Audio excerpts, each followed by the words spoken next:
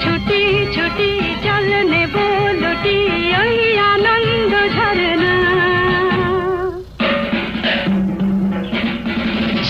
ওই সাত রাঙা রামধনু থেকে প্রজাপতি রং মেখে মেখে, ও সাত রাঙা রামধনু থেকে প্রজাপতি রং মেখে মেখে, ফুলে ফুলে স্বরলিপি লেখে গাপা মাস্ত্রে মাগা ধানে সা রে গা রে গা রে গা মাপা মাপা মাপা ধানি ধানি ধানি সা গা রে সা রে গা মাপা রে গা মাপা ধা গা মাপা ধানি মাপা ধানি সা।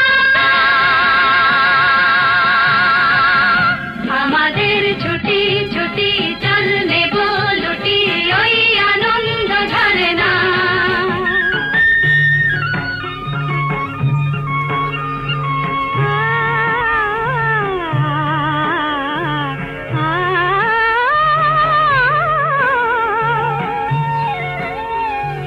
ওই দূরে রাখালি সুরে যে বাঁশি পাহাড়ে তুলেছে ঢেউ রে, পাহাড়ে তুলেছে ঢেউ, নীল সবুজের কোলে দুলে দোদুল দোলে শিখে টানে না রে কেউ, পাহাড়ে তুলেছে ঢেউ বাঁশি রে, পাহাড়ে তুলেছে ঢেউ।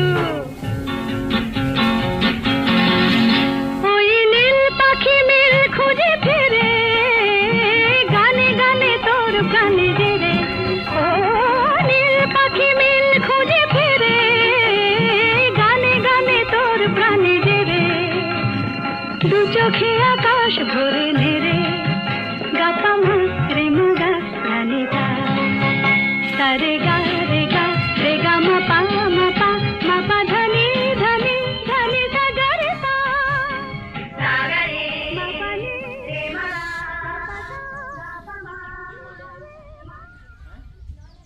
ওরে আয়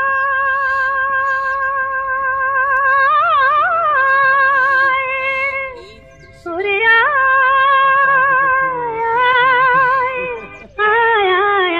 আমাদের ছুটি ছুটি চল নেব লুটি ওই আনন্দ ঝরনা।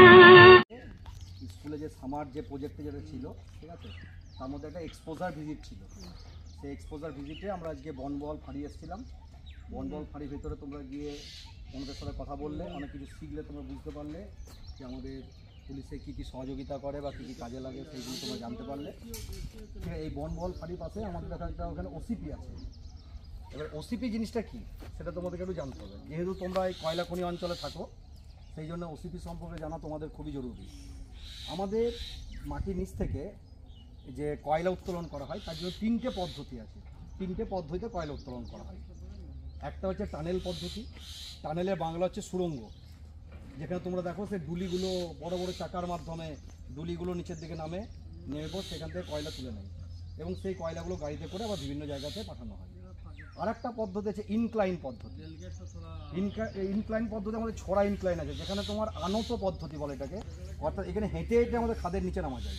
কয়লা খনি যে ভেতরটা আছে আমরা হেঁটে হেঁটে নামতে পারি, ঠিক আছে, আবার সেখানে হেঁটে উঠতে পারি। এটা আনতভাবে থাকে বলে এর নাম হচ্ছে ইনক্লাইন। আর একটা পদ্ধতি হচ্ছে যেটা হচ্ছে আমরা এই যেটা দেখতে পাচ্ছি এখানে আছে, এটা হচ্ছে ওসিপি, ওপেন কাস্ট পদ্ধতি। উন্মুক্ত খোলা খনি বা উন্মুক্ত কয়লা খনি যেটাকে বলা হয়। এখানে কি করা হয় না, নিচের থেকে কোনো একটা জায়গাকে আগে থেকে ড্রিল করে বেছে নেয় যে সেখানে কয়লা আছে কিনা, তারপর সেটাকে গর্ত করে সেই জায়গা থেকে একদম সোজাসুজি কয়লাটা তুলে নিয়ে আসা হয়। এই পদ্ধতিতে সরকারের অনেক খরচও কম হয়, ঠিক আছে, কয়লা খনির যে মালিকরা তাদের খরচও কম হয় এই পদ্ধতিতে।